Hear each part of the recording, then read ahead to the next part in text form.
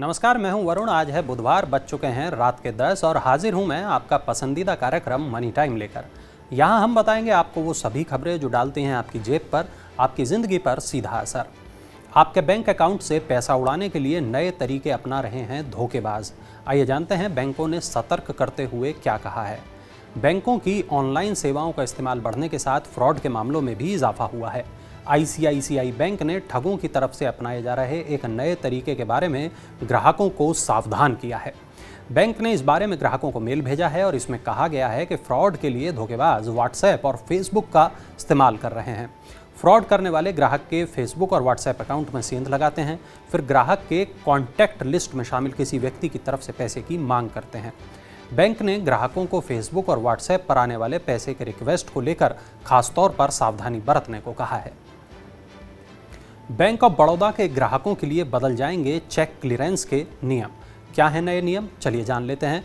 1 अगस्त से bank of Baroda के cheque payment के नियम बदल जाएंगे। बैंक ऑफ बड़ौदा ने अपने चेक पेमेंट के नियमों में बदलाव किया है।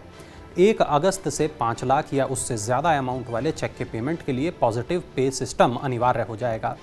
बिना इसके चेक का पेमेंट नहीं किया जाएगा। पॉजिटिव पे सिस्टम के तहत चेक जारी करने वाले को चेक से जुड़ी जानकारी देनी होगी। ये जानकारी SMS, mobile app, internet banking या एटीएम के जरिए दी जा सकती है। इसमें चेक जारी करने वाले के चेक की तारीख, पेमेंट पाने वाले का नाम, पेमेंट की राशि, चेक नंबर जैसी तमाम जानकारी देनी होगी। चेक पर मौजूद जानकारी और चेक जारी करने वाले की ओर से मुहैया की जाने वाली जानकारी का चेक ट्रांजैक्शन सिस्टम में मिलान किया जाएगा। अगर इसमें कोई अंतर होगा तो वो चेक पेमेंट रोक दिया जाएगा। गिरते रुपए को संभालने के लिए आरबीआई ने कई कदम उठाए हैं। आइए जानते हैं इनके बारे में। आरबीआई ने बुधवार को गिरते रुपए को सहारा देने के लिए कई कदम उठाए हैं। इसमें विदेशी मुद्रा भंडार के स्रोतों में डाइवर्सिफिकेशन के उपाय शामिल हैं।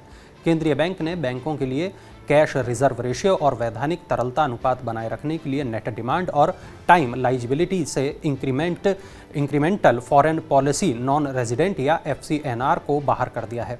एफसीएनआर अकाउंट ऐसे अकाउंट को कहते हैं जिसका इस्तेमाल फॉरेन करेंसी में पैसा रखने के लिए किया जाता है। आरबीआई ने बैंकों को अस्थायी रूप से इंटरेस्ट रेट्स पर करेंट रेगुलेशन के रेफरेंस के बगैर फ्रेश एफसीएनआर, बी और एनआरई डिपॉजिट जुटाने की इजाज़त दी है। अब आपकी रसोई का बजट और बिगड़ जाएगा क्योंकि एलपीजी सिलेंडर महंगा जो हो गया है। सरकारी तेल कंपनियों ने बुधवार को घरेलू रसोई गैस के दाम में 50 रुपये प्रति सिलेंडर की बढ़ोतरी कर दी है। मई महीने से एलपीजी की दरें तीसरी बार बढ़ाई गई हैं। दिल्ली में बिना सब्सिडी वाले 14.2 किलो के एलपीजी सिलेंडर की कीमत अब 1053 रुपये हो गई है। देश के अधिकांश शहरों में अब सरकार की तरफ से गैस सिलेंडर पर सब्सिडी नहीं दी जा रही है, लिहाजा खरीदारों को बिना सब्सिडी वाले सिलेंडर ही खरीदने पड़ रहे हैं। सरकार उज्ज्वला योजना के तहत मुफ्त रसोई गैस कनेक्शन पाने वाले लाभार्थियों को ही सिर्फ एलपीजी सब्सिडी दे रही है। सोना चांदी खरीदने की योजना बनाने वालों के लिए अच्छी खबर है, कीमतों में गिरावट आई है। स्टॉक मार्केट में रिकवरी के बीच बुधवार को सर्राफा बाजार में मंदी रही। सेफ हेवन समझे जाने वाले सोने चांदी की डिमांड में कमी से इनकी कीमतों में गिरावट आई है। सोने का हाजिर भाव 760 रुपये टूटकर 51,304 रुपये प्रति 10 ग्राम रह गया। चांदी भी 1276 रुपये गिरकर 56,930 रुपये प्रति किलो रह गई। अंतर्राष्ट्रीय बाजार में सोना तेजी के साथ $1770 प्रति औंस के स्तर पर कारोबार कर रहा था। चांदी $19.94 प्रति औंस पर सपाट रही। डॉलर इंडेक्स 20 साल की ऊंचाई पर पहुंचने से सोने की कीमतों पर दबाव आया है। और अब आपको अपनी गाड़ी चलाने की आदतों के अनुरूप देना होगा बीमा का प्रीमियम। और ये नई योजना क्या है, चलिए एक बार जान लेते हैं।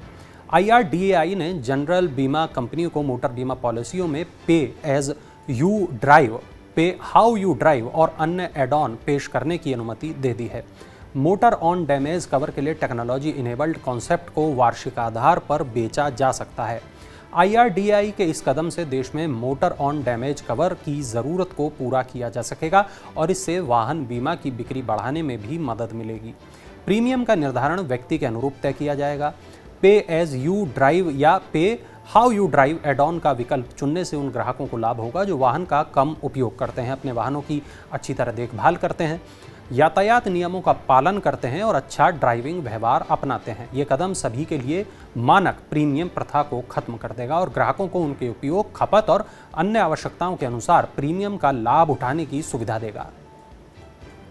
अगले साल अप्रैल से सभी वाहनों के लिए ईंधन खपत मानक होंगे लागू। जानिए क्या होगा इससे फायदा। सरकार विभिन्न श्रेणियों के हल्के, मध्यम एवं भारी मोटर वाहनों के लिए अप्रैल 2023 से ईंधन खपत मानकों को अनिवार्य बनाएगी। इस कदम का मकसद प्रदूषण घटाने और ईंधन की कम खपत करने वाले वाहनों को बढ़ावा देना है। सड़क परिवहन और राजमार्ग मंत्रालय ने ईंधन खपत मानकों का अनुपालन शुरू करने के लिए केंद्रीय मोटर वाहन नियम 1989 के नियम 115G में संशोधन किया है। 1 जुलाई 2022 को अधिसूचना जारी कर दी गई है। इसका मकसद ईंधन खपत में कटौती वाले मानकों के अनुपालन का विस्तार करना है ताकि वाहनों को अधिक ईंधन दक्ष बनाया जा सके। नए नियम 1 अप्रैल 2023 से लागू हो जाएंगे। विदेश में रह रहे करोड़ों भारतीय कुछ ही सेकंड में परिवार को पैसे भेज पाएंगे और इसके लिए क्या है NPCI का प्लान, चलिए वो देखते हैं। विदेश में रह रहे 3 करोड़ 20 लाख भारतीयों के लिए घर पैसे भेजना अब बहुत आसान हो जाएगा। NPCI इंटरनेशनल पेमेंट ऐसा सिस्टम तैयार कर रही है जिसके जरिए तुरंत पैसा विदेश से देश में ट्रांसफर हो जाएगा। इस पर आने वाली लागत भी बहुत कम होगी। अभी विदेश से देश में पैसे भेजना बहुत महंगा पड़ता है। विदेश में रह रहे भारतीय हर साल बड़ी रकम देश में अपने परिवार को भेजते हैं। पिछले साल उन्होंने $87 अरब भेजे थे। हर $200 भेजने पर औसतन $13 का खर्चा आता है। NPCI इंटरनेशनल के नए सिस्टम से विदेश में रह रहे इंडियंस सीधे अपने परिवार के बैंक खातों में पैसा भेज पाएंगे। इससे उन भारतीयों को भी फायदा होगा जिन्हें कामकाज के सिलसिले में हमेशा दूसरे देशों में जाना पड़ता है। NPCI UPI प्लेटफॉर्म को दूसरे देशों के पेमेंट ट्रांसफर सिस्टम से जोड़ने जा रहा है। जनवरी-जून के दौरान घरों की बिक्री 60% बढ़ गई है। महंगे होम लोन से डिमांड पर असर पड़ने से डेवलपर्स ने इनकार कर दिया है। इस साल जनवरी से जून छमाही के दौरान 8 प्रमुख शहरों में घरों की बिक्री सालाना आधार पर 60% बढ़कर 1,58,705 इकाई पर पहुंच गई। ये 9 साल में सबसे अधिक छमाही मांग है। Property consultant Knight Frank India ने बताया कि पिछले साल समान अवधि में 99,416 घर बिके थे। वहीं दूसरी ओर दिल्ली NCR के करीब 70% डेवलपर्स का यह मानना है कि होम लोन पर ब्याज दरों में हाल में की गई वृद्धि का हाउस डिमांड पर कोई असर नहीं पड़ा है। 82% डेवलपर्स इस साल नए प्रोजेक्ट लॉन्च करने की योजना बना रहे हैं। इसमें 76% डेवलपर 3,000 रुपये से लेकर 5,000 रुपये प्रति वर्ग फुट की दर वाली किफ़ायती आवासीय योजनाएं लाना चाहते हैं।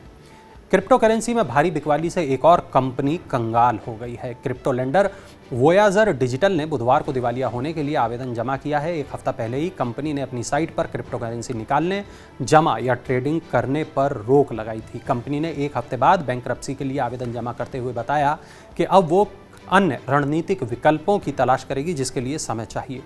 टोरंटो स्थित वोयाजर के पास 1 लाख क्रिप्टो निवेशक और $10 अरब का एसेट होने का अनुमान है।